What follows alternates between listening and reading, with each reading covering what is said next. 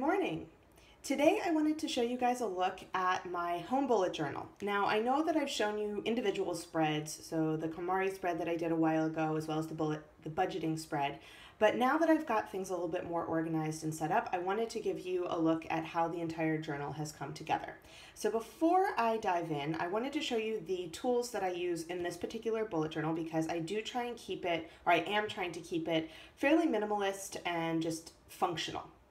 So first, I chose two Tombow colors that I wanted to use. So I use the N15 as my main header color. And then if I have any subheaders or other things I want colored in, I use N55. So I've got a nice black and a gray. When I draw my spreads, because this is the B5 size, I actually use my larger ruler. This one is a 30 centimeter ruler that I actually use for cutting things and whatnot. So it's actually a little bit nicked, but he works well to do full length drawing. And if I have anything smaller, I use my handy dandy little triangle guy that I keep in the back of my regular bullet journal. When I draw spreads, I also use my microns. So I just kind of keep the box open, and I'll explain when I go through one of the spreads how I use the microns, but those I tend to use for drawing spreads because they dry nice and quickly. Then if I need to draw out any spreads ahead of time, mostly it's just to make tick marks if we're being honest. I have my pencil and my Muji eraser, so love those guys. And finally, I use different nib size gel pens. So this is a 0.25, a 0.38, and a 0.5. So these two are both from Muji, and this is a Pilot G1. So I use varying line thicknesses when filling in some of my spreads. So now that you know the tools that I like to use, let's go ahead and take a look. Okay, so first thing you'll notice is I have two sticky notes. So one thing that I was debating with when I was working on this yesterday is whether or not I wanted to pre-set up some of my trackers for 2018. And I thought that it might make more sense if I waited to see if I had any changes I wanted to make, but I wanted to remember what I wanted to include. So I just wrote a little running list here. And then I also have some ideas for other things that I want to include in general. This is not an exhaustive list by any means, but these were things that I had noted down in another notebook and I wanted to get rid of that page, so I just wrote them down here. And then same standard intro page as before. I have filled out my index and you'll notice that page 5 is still blank. I still don't know what I'm doing there, but that's okay.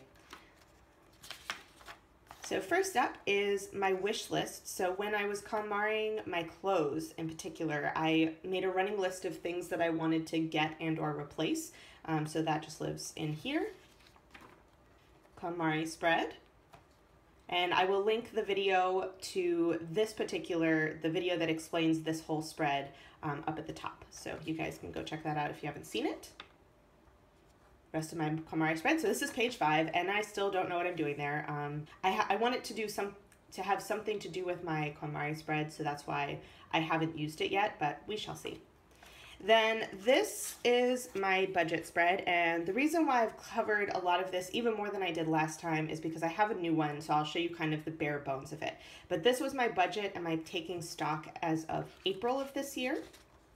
Then I had my 2017 income, so I have covered my first trimester, got my second trimester. I have notes because I thought at the end of the second trimester, which would be August, I would do a couple of notes, just kind of seeing where I am. And then I've got for the third trimester and then a 2017 review at the bottom of the page here. So once I fill that in, hopefully this will be really helpful for me for planning 2018.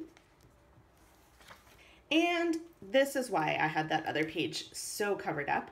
So what I decided to do is my job and my income is going to change with the start of the school year. And so I thought that that would be a good time to sit down and do another budget and taking stock spread. So I thought I would just go ahead and write out the bare bones of it. And then when it's September, because I'll already be back at work and busy, I don't have to spend as much time. I can just fill it in and then do all of my reflections. So I've got, as usual, monthly expenses. I've got my other. So these are things that might come out on a yearly level or are sort of incidental expenses. For example, clothing. Like I never know how much to budget for clothing. So it's necessary, but it's not something I necessarily need to buy every single year, depending on if my clothing lasts, obviously. So that's why it's in the other category. And then quality of life, which, you know, that's kind of top priority, medium priority, lower priority.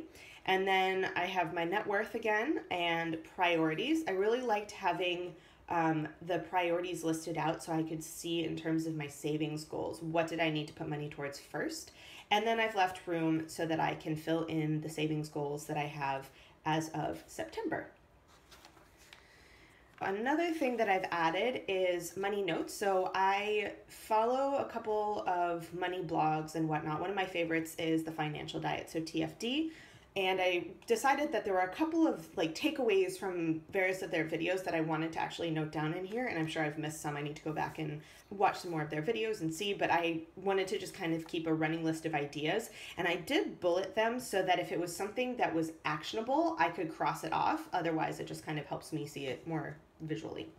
The other thing I have is side hustles. So I'm really hoping to just have one main job, but I have a couple of creative things that I would like to do that I'm hoping might help me earn a little bit of extra income to put towards things like upgrading my equipment for YouTube, or for doing giveaways, or buying stationery for myself to try out new things, or for traveling.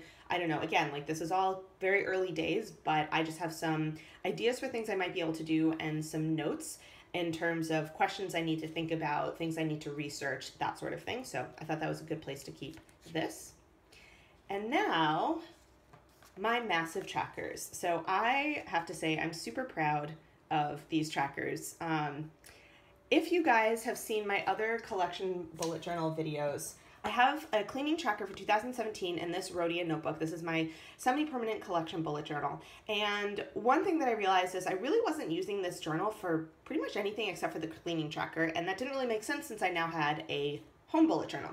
So what I did is I looked at my tracker and I figured out how I wanted to change it. So you'll notice, so this is my cleaning tracker over here. So you'll notice that I actually have added in two other things. I actually split, so I have dust sweep,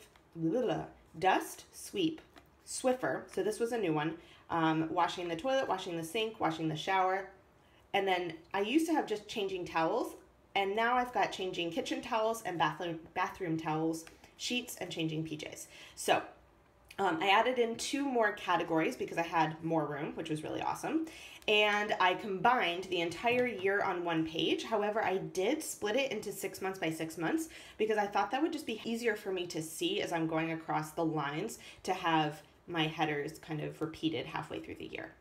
So I did actually go ahead, and even though it's July, I went ahead and I did the entire first 6 months and I updated that. So I had all of 2017 in here.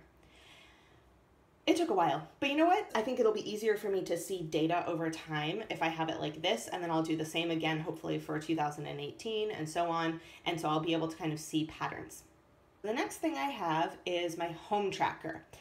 And I wasn't really sure how I wanted to do this particular tracker. I knew that I wanted to track a couple of things. And as I was drawing my cleaning spread, I realized that it was a really nice format. So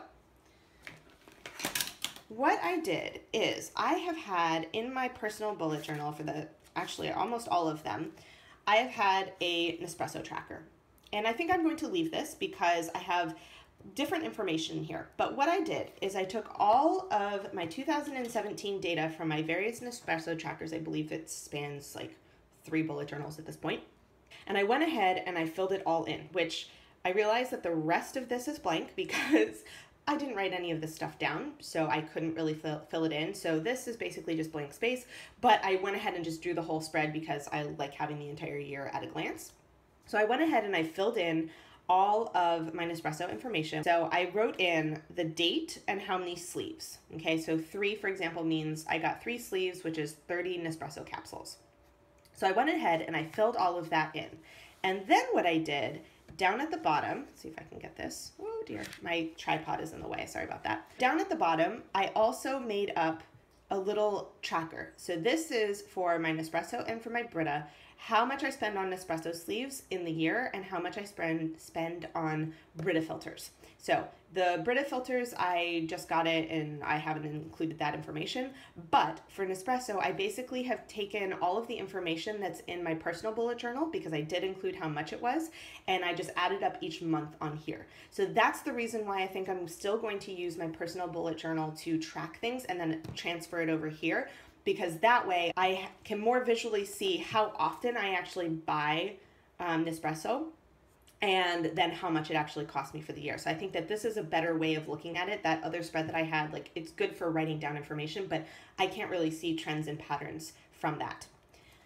The other thing I have on here is my Nespresso Care tracker, I guess you could call it. So I have the date that I bought it, and then I have for descaling it, because we have super calcium rich water here. Our water is really hard, and so I want to try and descale it about once a year. So I have that listed down here. And then I also just had for my Brita when I actually purchased it, because obviously that's one of those things that I don't really need to do a cleaning schedule because it's a filter and blah, blah, should be fine. Anyway, so from here on out, I basically will fill out from July through December. So I will use this side of the tracker for everything else. And what I've got on here, aside from Nespresso, Brita, I have gloves, so my kitchen gloves, sponges, dish soap, and toilet paper. And I know I didn't do everything that I could possibly track in my house, but I wanted to do these because honestly, the dish soap doesn't really matter. I don't switch it very often. It lasts me a really long time. But I feel like I end up buying toilet paper really frequently, and I'm kind of curious how often I actually do buy it. The other thing is I tend to forget to change my gloves and my sponges as much as I should. So I think that having a record here will help me be more accountable to actually change them at a reasonable time.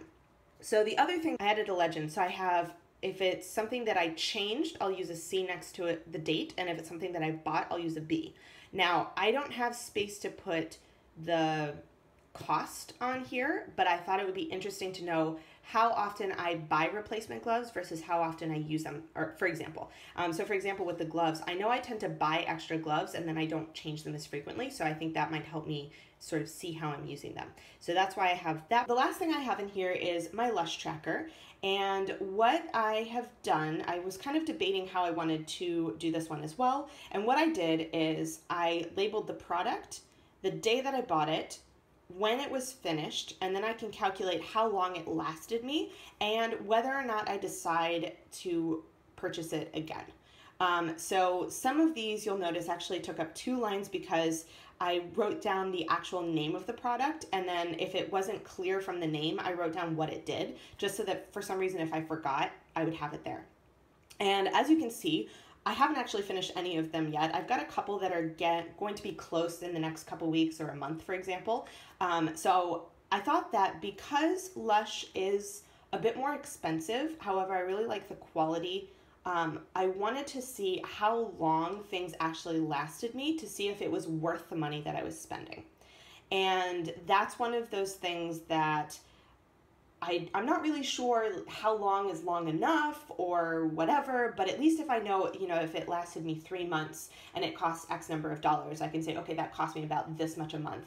And I can compare with over-the-counter stuff, like random things that I could buy in the grocery store, for example, and see how much more I'm spending or if it's comparable or what have you. So I'm hoping that this will be useful information. We shall see. But that is all that I have in here for the moment. I obviously do have other things that I would eventually like to put in here. And because this is my home bullet journal, I really would like this to last me for a while. And so that's one of the things that I'm being much more selective about the types of spreads that I'm putting in here, because, for example, I would like to have room to have, 2018, 2019, 2020 home trackers and cleaning trackers, to have an updated Lush tracker, for example. So that's why it's going to take me a while to get through that notebook, but that is intentional because I want this to be a resource for my home, to have just really good data for me to look at for how I spend or how I use different things in terms of my budget and all that kind of stuff. So as you might have realized, I don't have very many pages filled. I'm actually only up to page 16, but that was the purpose of this journal. So I will try and go ahead and link any of the other videos that I've done explaining other spreads more in depth. If you guys have any questions or comments, feel free to leave them down below. If you like this video, please consider giving it a thumbs up and or subscribing to my channel. I am going to try and post 2 times a week during the summer, so on Thursdays and on Sunday mornings. I will be traveling at the end of July, so we'll see if I'm able to keep up with that schedule. And I will see you guys in the next video. Bye.